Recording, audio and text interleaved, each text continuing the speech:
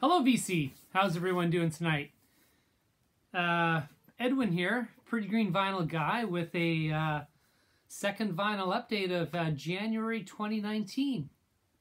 You know, it started off as kind of seemed like it was going to be a slow start to the year, but actually the last couple of, maybe the last week has been really good.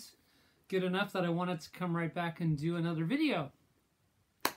So, let's get started. Let's start off with a new buy. This is Jack White. This is Blunderbuss, one of his solo albums. And yeah, this is a new press, nothing fancy, from my local Sunrise Records. It's a nice gatefold. And it comes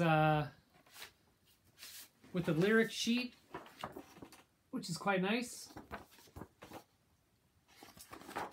with all the lyrics in the inside. And this is, of course, is on just black vinyl on Jack White's Third Man Records, of course. Just something that I didn't have, that I had overlooked when it first came out. Of course, I wish I had bought the original when it came out. And but no, I'm super glad to have this. It's a terrific album. I'm a big Jack White fan, no matter what he does. And yeah, this is really good. Sounds great. Nice quality. And then on top of that, we have a selection of used records that I'll get into. So there's two record stores in my town, and one of them has been receiving a lot of inventory lately. I don't know why, them more than the other. And so we're going to start with a couple of things I picked up over the last, I've been down there maybe 3-4 times over the last week, because as they clean them, I've been trying to go through them and put them aside, so that when they get cleaned and inventoried, I've sort of got a hold on them. That's kind of the way they do it. They don't sell them like when you get there, so I guess they got to price them to be fair. So this was something that I saw that I really wanted to snag. This is a Bo Diddley box set. This is from the early 80s, I believe about 82. It's on Chess Records. It's a four album set. Came with a nice booklet on Bo Diddley. There's a young Bo Diddley. And I haven't read this yet. Gives his history and who he played with, and a discography, and then a list of all the songs that are in the set. I'll just show you one.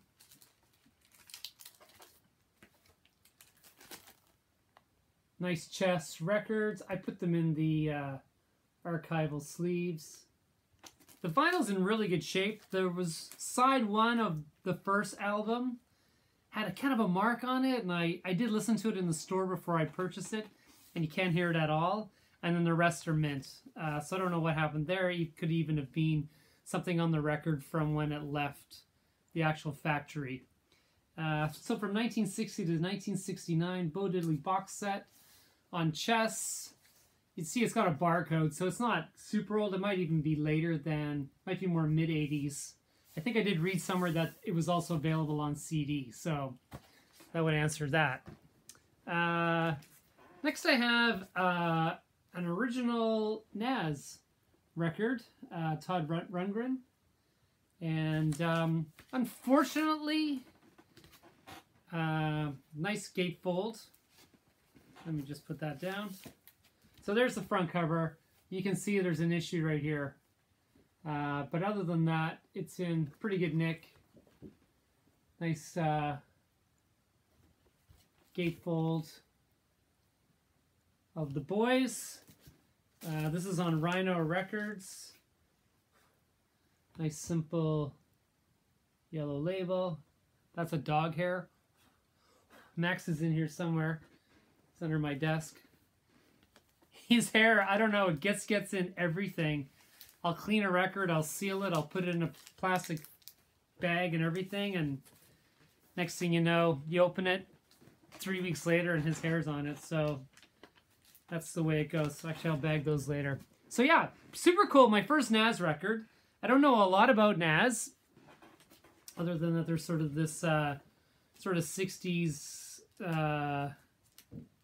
When did this come out?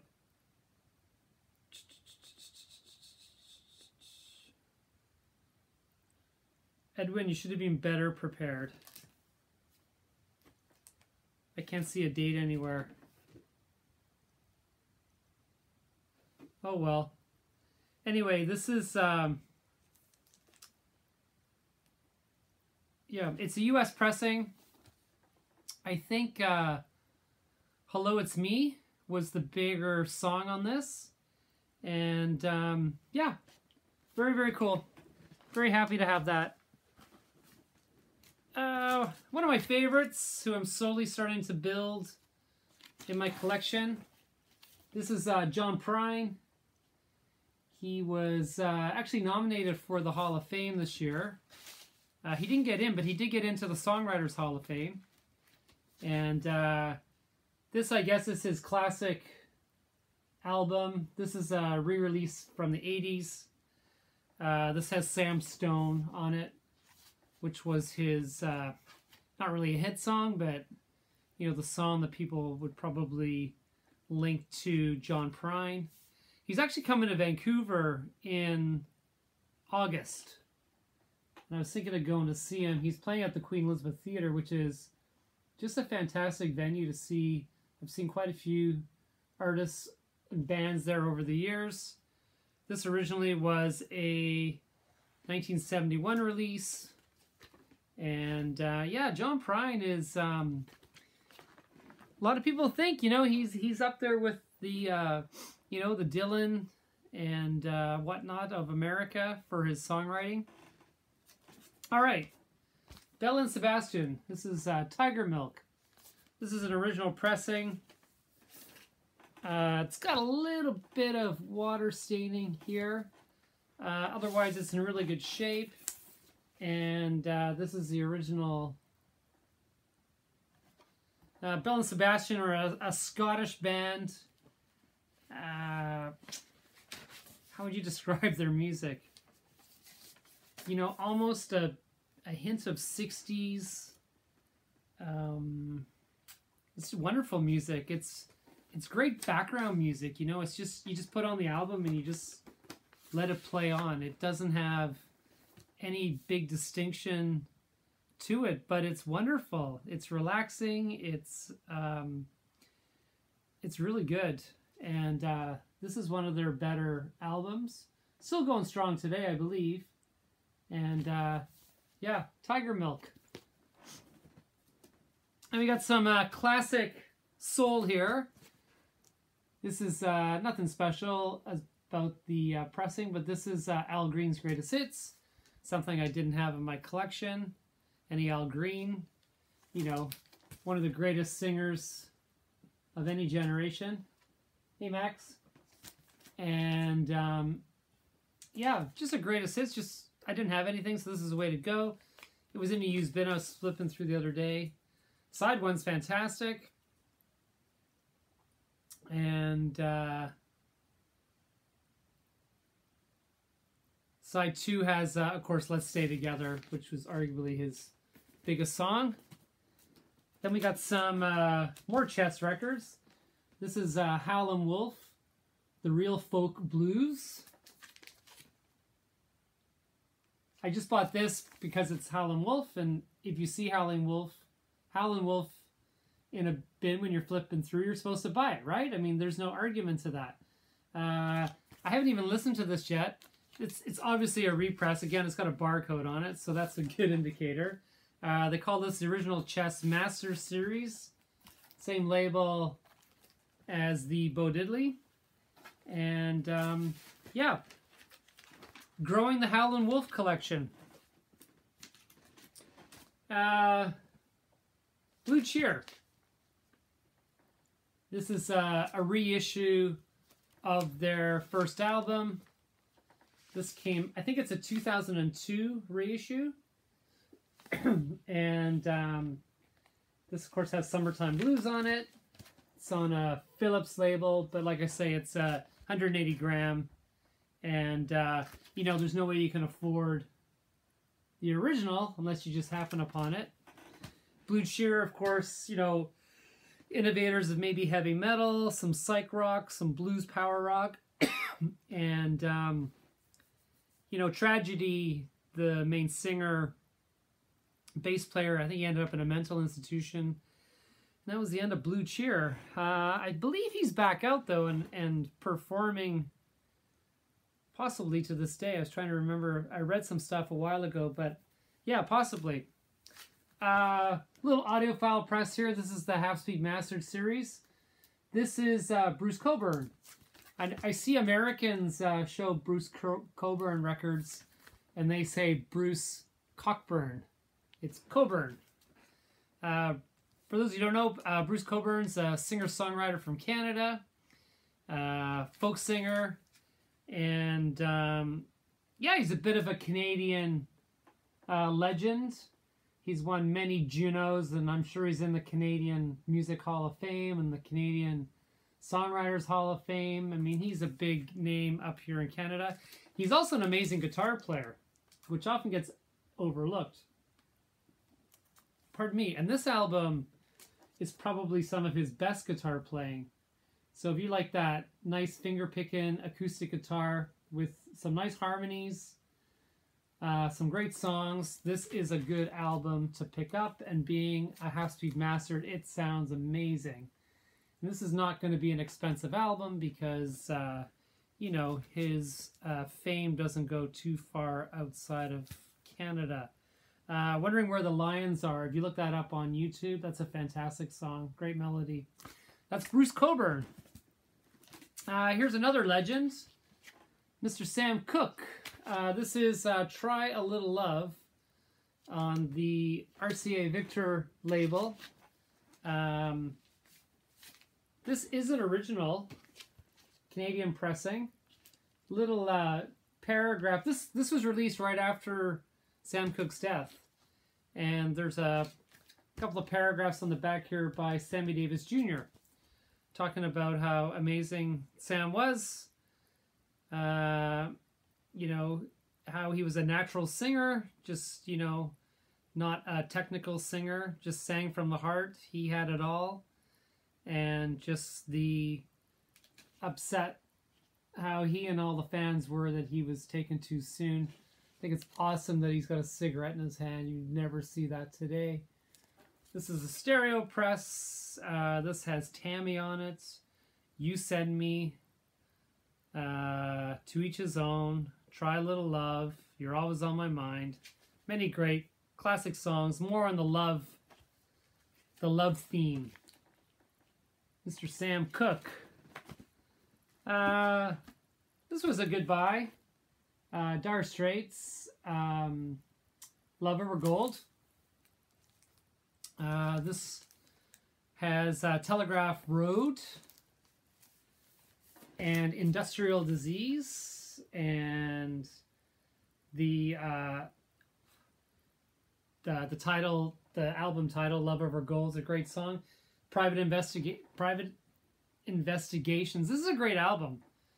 There's no dogs on this. It's a great listen. The guitar work by Mark Knopfler is epic. It's haunting at times. You know, it just sort of comes in and out. And, you know, as typical of most Dire Straits albums, I mean, this is just a flimsy 1980s release, but it sounds really good. They had really great production on their music. And, yeah, this sounds pretty darn good.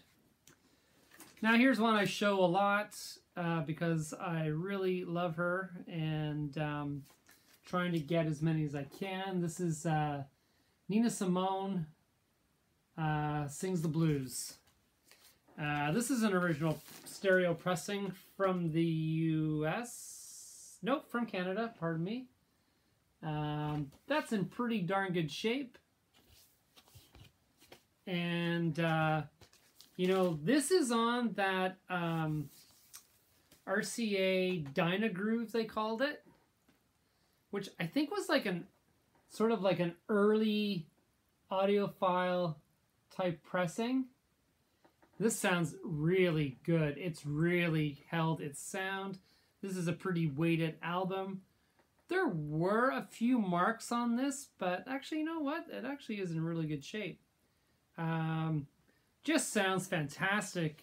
You know, Nina's voice obviously just shines through. There's lots of great piano work on this, lots of great harmonica work on this. And yeah, just a fantastic album. I'm super excited. I'll leave that for later. Super excited to pick that up. And yeah, keep feeling the Nina Simone. Again, it's like Howlin' Wolf. You see Nina Simone, you got to buy it, right? There's nothing, nothing there. And then this is another one I've been waiting for that pretty much completes my Tom Waits. This is Bone Machine. This is kind of a bit of a grail. This is hard to get. This is a European repress that Island brought out that you can get. This is a German press. And I actually ordered this online. This came from over from Europe. And very excited to have this. And for the most part, there's probably a few things I'm still missing in Tom Waits, but I've really filled in a lot of gaps. That was sort of my goal last year, was to complete Tom Waits for the most part. And I got to say, through all in all, I pretty much did, so I'm pretty happy with that. So yeah, that is Tom Waits' Bone Machine. This was, he won a Grammy for this album. So this was sort of the icing on his career. I mean, he's still going strong, but I don't know if he'll ever come to Vancouver. I would love to see him. Cheers, everybody. Soda and lime. Nothing too exciting. Okay, now I got a couple of jazz records in here. This is a 1962 UK mono of Bill Evans Interplay, the Bill Evans Quintet. And this is on the Riverside label. More dog hair. You can see the dog hair there. Unbelievable. This is a beautiful album. And, you know, Bill Evans, just wonderful pianist. You know, a good jazz person to get into if you don't like real heavy jazz. This is just nice. Good form, good rhythms. Yeah, this is a really, really nice album. It's in pretty good shape too. I was very happy with this. This is definitely a strong contingent into the jazz collection, as is this one. Steve Carlson, if you're watching, look what I found. An original Bitches Brew. This is on the, this is a Canadian release. It's in pretty good nick.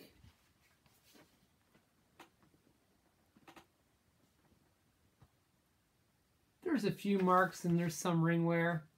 You can see the ring wear. But you know, the spine's good. And the vinyl's good, which is the most important thing. This is on the Columbia 2i.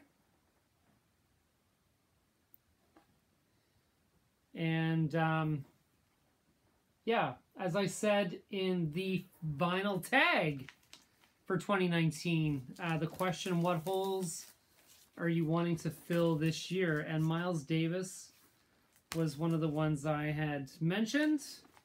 So I'm really happy to add Bitches Brew. But Steve Carlson, there's more. Look what we have here. Live Evil. Miles Davis. In about the same condition. Nice.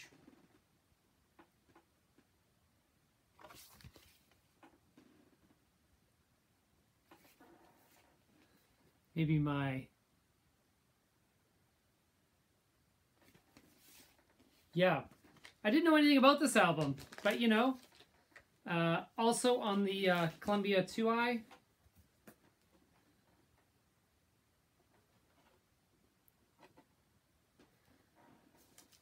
pretty excited about that. I listened to it this afternoon. It's good. It's like, you know, he's hitting that heavy fusion kind of phase there. And yet, Steve Carlson, there's more. How about Miles Davis on the corner? Again, in about the same condition as far as the coverware.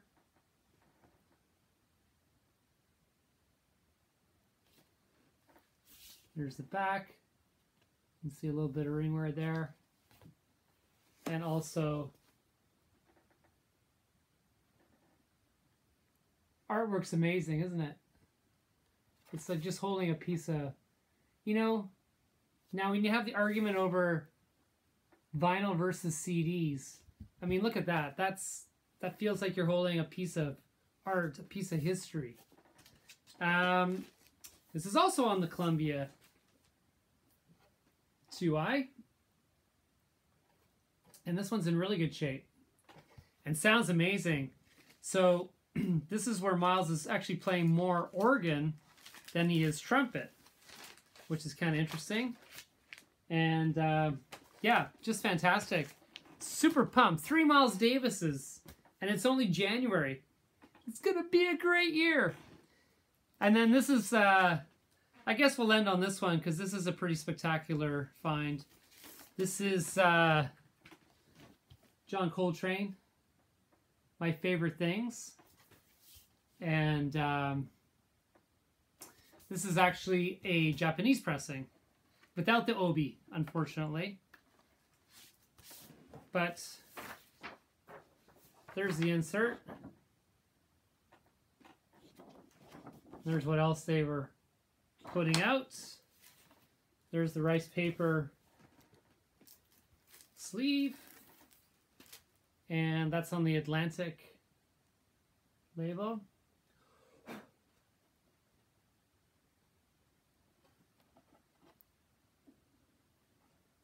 Atlantic. It just sounds beautiful. I mean, what can you say? It's, I mean, one of the most needed jazz albums in any collection. And it just sounds beautiful. Coltrane at his finest. Playing with like a, you know, almost like a kid's nursery rhyme, and he turns it into an epic jazz adventure. So yeah, John Coltrane. My Favorite Things. So yeah, I got a couple more there, but I think that's enough for, you know, we're hitting on 24, 25 minutes.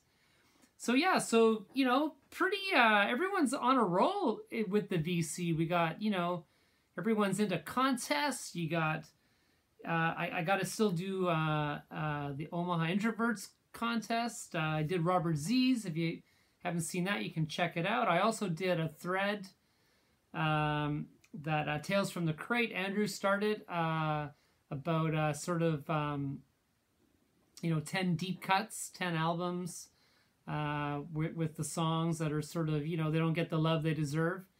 And so, yeah, I'd love if you check those out. And, you know, a lot of people said they liked how I did the links to the songs for that. So I'm going to try and throw a few in for this. And I guess that's it, guys. And so have a great evening. Have a great rest of the week. I wish I had got this done yesterday. I want to be like Steve Carlson. I want people to wake up and a video just magically appears on people's feeds. That's what I got to figure out how he does that, right? He's got that East Coast advantage. You know, I get up around, you know, 7 or 8 on a Sunday morning and the video's there. So there you go. Anyway, let's go for 25 complete minutes of vinyl finds for January 2019. Cheers, guys.